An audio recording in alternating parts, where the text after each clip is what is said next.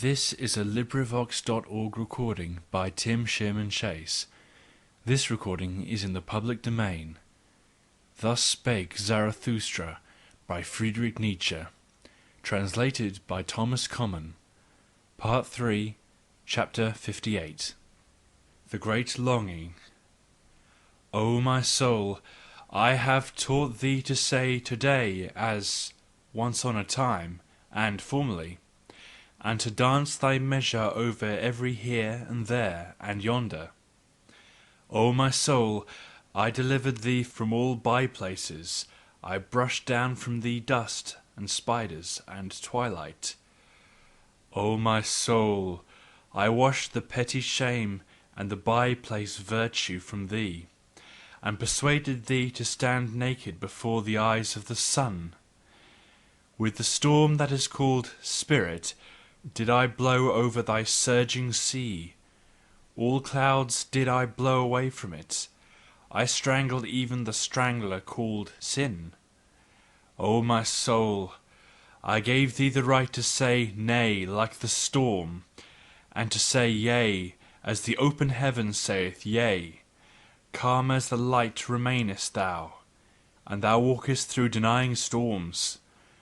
O my soul, I restore to thee liberty over the created and the uncreated, and who knoweth, as thou knowest, the voluptuousness of the future?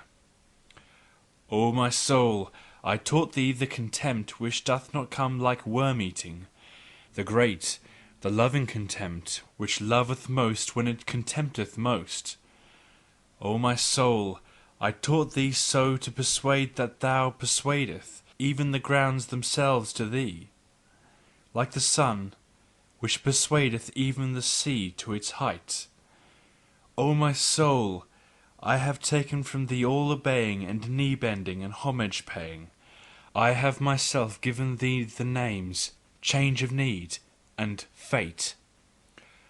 O my soul, I have given thee new names and gay-coloured playthings.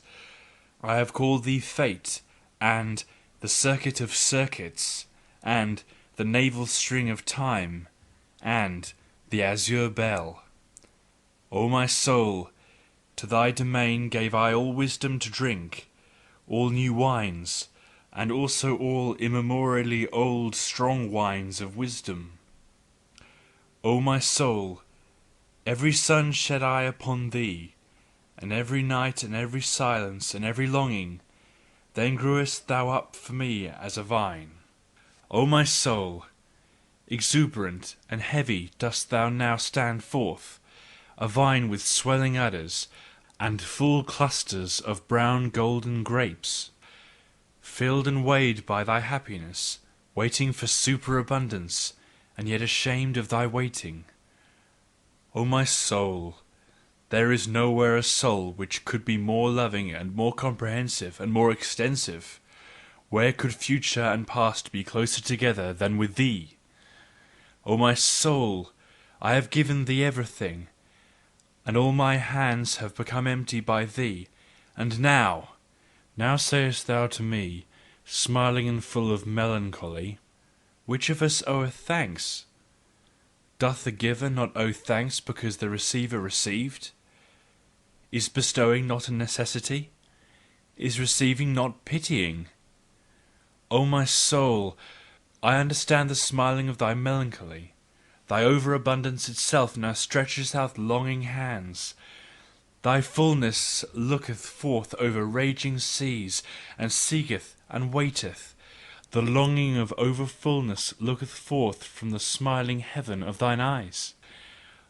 And verily, O my soul, who could see thy smiling and not melt into tears?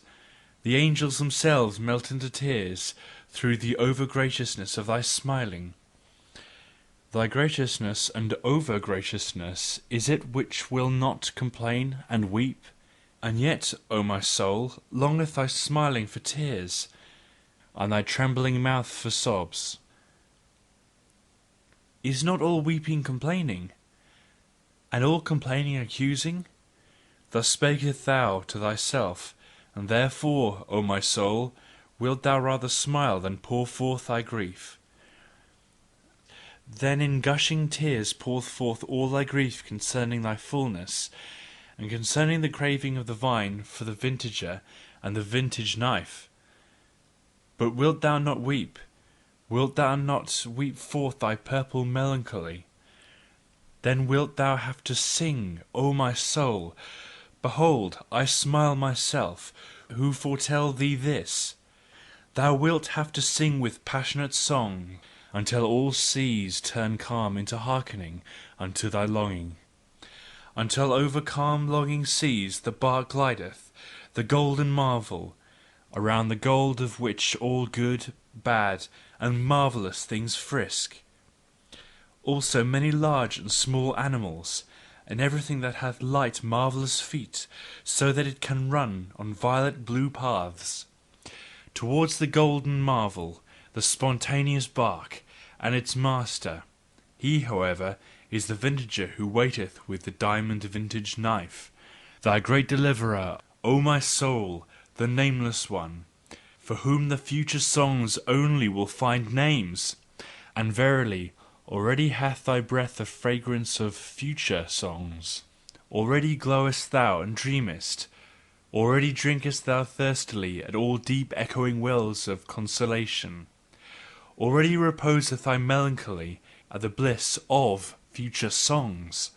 O my soul, now have I given thee all, and even my last possession, and all my hands have become empty by thee, that I bade thee sing.